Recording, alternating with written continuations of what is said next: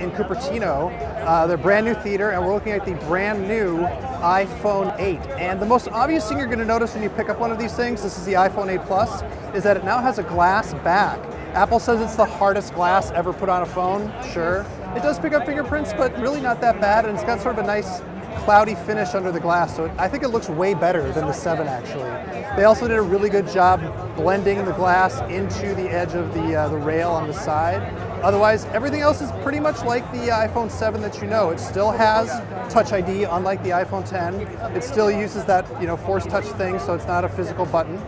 On the back is two 12 megapixel cameras, and then of course the regular iPhone 8 just has one. But on the 8 Plus, it's actually really impressive because it uses optical image stabilization, so your telephotos will be a little less shaky.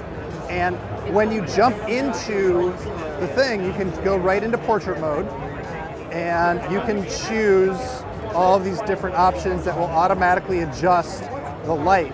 And when you point it at somebody's face, let's see if we can identify this guy here, it will, yeah, we gotta move closer.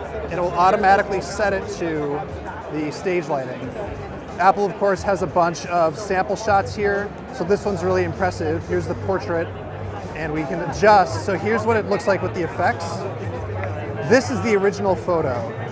They were able to identify the face and then apply a bunch of different lighting effects to just the face, which is really impressive. Is it as impressive as actually doing a thing with the DSLR? Yeah, maybe not, but it's way better than any other camera gimmick I've seen before.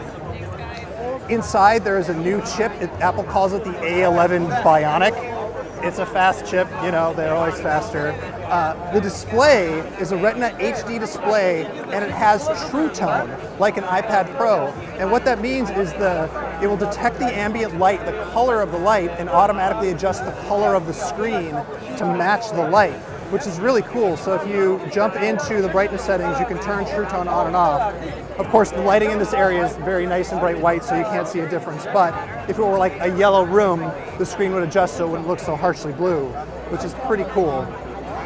Another thing I'm really happy with, it has stereo speakers. This speaker at the top gets really loud alongside the speaker at the bottom, so when you're watching movies, you hear it on both sides. No, there's not a headphone jack. Life goes on. But one thing I didn't mention, because it has a glass back, it supports wireless charging with the Qi standard. That's QI. If you see QI, it'll work.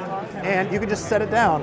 And Apple's promising that in the future, it's going to create an all-new charging standard that'll work with many, many devices at the same time, intelligently and automatically. So here you go. This is the iPhone 8. It's going to be available on September 22nd. The regular model starts at $699 for 64 gigs, and the Plus is $100 more.